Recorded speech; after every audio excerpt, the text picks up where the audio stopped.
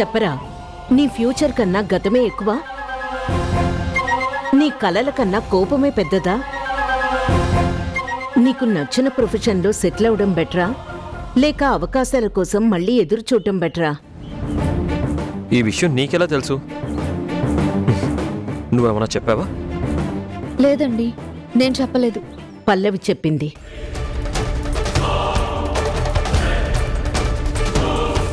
పల్లవినా?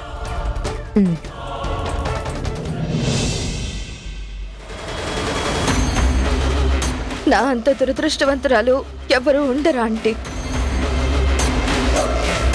ఒక అనాథగా బ్రతికిన నాకు కిరణ్ గారి రూపంలో ఒక అవకాశం దొరికింది. నాకు ఒక కుటుంబం దొరికిందని సంబరపడ్డాను. కానీ అది 3 నాళ్ల ముచ్చటే అయ్యింది. ఉన్న డబ్బు మొత్తం ప్రీ ప్రొడక్షన్లోనే ఇన్వెస్ట్ చేశాను. మీ ఆశీర్వాదంతో ఓపెనింగ్ కూడా చెయ్యాలనుకున్నాను. కానీ సడన్ గా ఫ్రెండ్స్ ఫోన్ చేసి మనీ ప్రాబ్లం వచ్చిందని చెప్పడం నా తప్ప ఆంటీ? కిరణ్ గారి మీద అభిమానంతో, గౌరవంతో ఒక స్టేటస్ సింబల్ గా స్టార్ట్ చేసిన మ్యూజిక్ ఆల్బమ్ మధ్యలోనే ఆగిపోవడం అపశకునం కాదా? అది మా ఇద్దరి భవిష్యత్తు మీద బ్లాక్ మార్క్ గా పడదా? ఇవన్నీ ఆలోచించే ఒక ఫైనాన్షియర్ ని వెతుకుతున్న క్రమంలో స్వర్ణ గారు ఎంటర్ అయ్యారే తప్ప నేను కావాలని ఆవిడని ఇన్వాల్వ్ చెయ్యలేదు. స్వర్ణ నిషా వాళ్ళ అమ్మ అని నీకు ముందే తెలీదా? తెలుసు, కానీ కిరణ్ గారికి ఇంత కోపం, ద్వేషం ఉంటుందని ఊహించలేదు. ముందే తెలుసుంటే ఇంత పెద్ద ఇష్యూ అవనిచ్చేదన్నా? నాకు తెలియకుండా జరిగిన ఒక తప్పుకి క్షమాపణ కూడా వినడంత పెద్ద శిక్ష వేశారు. కన్నేటికి కూడా కరగకుండా ఏవేవో నిందలు వేస్తున్నారు. బాధపడకు పల్లవి, వాడి కోపం గురించి నాకు తెలుసు. నేనొకసారి మాట్లాడతాను. వద్దా ఆంటీ, మీరు మీడియేట్ చెయ్యాలనో మా మధ్య సమస్యని క్లియర్ చెయ్యాలనో నేను మాట్లాడడం లేదు. మీలాంటి గొప్ప వాళ్ళ ఆశీర్వాదం తీసుకుని కూడా నా ప్రయత్నం అర్ధాంతరంగా ఆగిపోయిందన్న బాధతో ఇదంతా చెప్తున్నాను. ఒక మనిషిని ప్రాణంగా అభిమానించగలం, ఒక ఫ్రెండ్గా ఆరాధించగలం, కానీ ఇష్టం లేని పనిని బలవంతంగా చేయించలేం. నా గురించి పూర్తిగా తెలుసుకున్న మనిషి నన్ను అపార్థం చేసుకున్నారు. నేను కావాలనే ఇదంతా చేస్తున్నానని మాట్లాడారు. అప్పుడే ఈ మ్యూజిక్ ఆల్బమ్ మీద ఇంట్రెస్ట్ పోయింది. అందుకే ఈరోజే అన్నీ వదిలేసి దూరంగా వెళ్ళిపోతున్నాను. ఈ మ్యూజిక్ ఆల్బమ్ వల్ల కిరణ్ గారు లాంటి ఒక గొప్ప ఫ్రెండ్ ని శత్రువుగా మార్చుకున్న దేవత లాంటి మీరు పరిచయం అయ్యారు. ఆ ఆనందం, ఆ తృప్తితో జీవితాంతం బ్రతికేస్తాను. మీ ఇన్స్పిరేషన్ తో చిన్న వయసులోనే బిజినెస్ లోకి ఎంటర్ అయ్యాను. కానీ ఒక అనాథ అంటే ఆ దేవుడికి లోకు అనుకుంటా. అందుకే కన్నీళ్లతో నన్ను దూరం చేస్తున్నారు.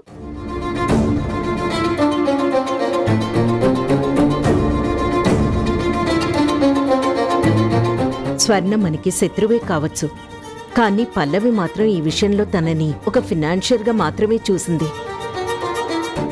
పల్లవిని మాకు పరిచయం చేసినప్పుడు మాకేం చెప్పావో గుర్తుందా? తను నీ కెరియర్కి చాలా హెల్ప్ చేసింది అన్నావు. ఇప్పటికీ తన ఆలోచనలు తన గురించి కన్నా నీ ఫ్యూచర్ గురించే ఎక్కువున్నాయి.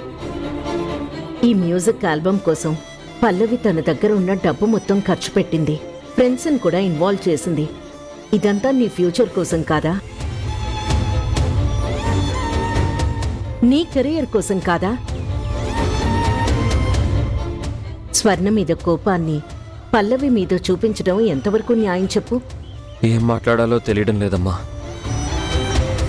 మ్యూజిక్ అంటే నాకు ఇంట్రెస్ట్ అని తెలిసి నన్ను ఆ ఇంట్రెస్ట్ నుంచి దూరం చేయడానికి ఎన్నోసార్లు ప్రయత్నించావు.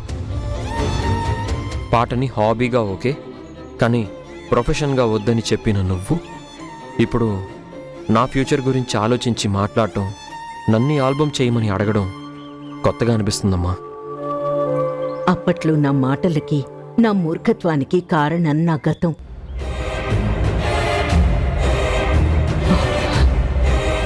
నా తమ్ముడి జీవితం నేర్పించిన గుణపాఠం, వాడి ఆత్మహత్య మిగిల్చిన భయం.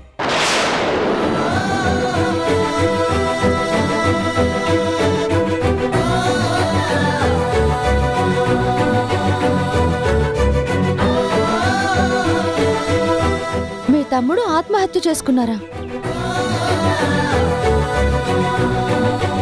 అసలు ఏం జరిగింది అత్తయ్య? నా తమ్ముడు కిషోర్ చంద్ర కిరణ్ లాగే సంగీతం అంటే ప్రాణం. సాసపామగసని పాపని నిపమగ నిసగ గగ నిసగ మమ గమమ పప్ప గమపనిసా. చిన్నప్పటి నుంచి చేసిన సాధన వాణ్ణి యుక్త వయసులోనే పెద్ద సంగీత విద్వాంసుణ్ణి చేసింది. వేదముల సకల శాస్త్రముల జ్ఞానముసగడి భారతి శరచంద్రికల మలయ వీచికల కళల నొసగడి అనుష్టుభి హాయి ఆమనిల శ్రావ్య గానమున తేలి ఆడెదవు శారద. చిన్న వయసులోనే వాడి ప్రావీణ్యాన్ని చూసి వాడికి రాని అవార్డులు లేవు, జరగని సత్కారాలు లేవు.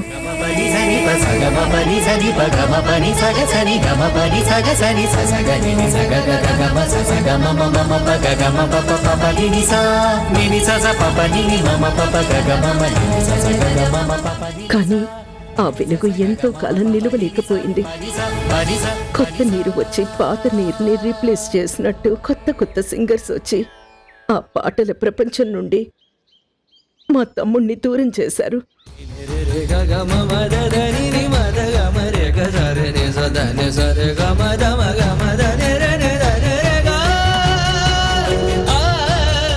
ఎక్కడికక్కడ అవమానాలు ఎదురవుతూ ఉంటే తట్టుకోలేకపోయాడు. కెరియర్ మీద ఫోకస్ చేయలేక కృంగిపోయాడు. తాగుడికి బానిసయ్యాడు.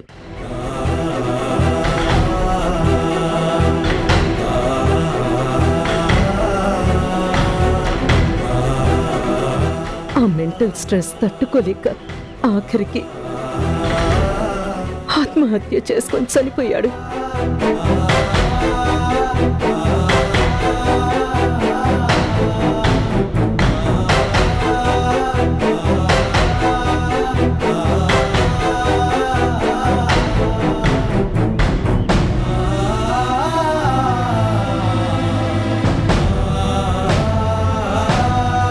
కిరణ్ది కూడా మా తమ్ముళ్లాగే సెన్సిటివ్ మెంటాలిటీ. నా తమ్ముళ్లాగే ఒకవేళ ఫెయిల్యూర్ ఎదురై తట్టుకోలేక ఏదైనా చెయ్యరాంది చేసుకుంటే ప్రాణంగా ప్రేమించిన నా తమ్ముడి చావుని తట్టుకొని నిలబడగలిగాను. కానీ కన్నబిడ్డగా నీకేమన్నా జరిగితే తట్టుకునే శక్తి నాకు లేదురా. అందుకే నా తమ్ముడి జీవితంలో జరిగింది నీ జీవితంలో జరగకూడదని పాటల ప్రపంచానికి దూరం చేయాలనుకున్నాను. మ్యూజిక్ అనేది లైఫ్ లో పార్ట్ మాత్రమే, మ్యూజిక్ ఏ లైఫ్ కాకూడదు. అయినా సరే కిరణ్ లో మార్పు రాకపోయేసరికి మ్యూజిక్ ఇన్స్ట్రుమెంట్స్ కాల్చాను.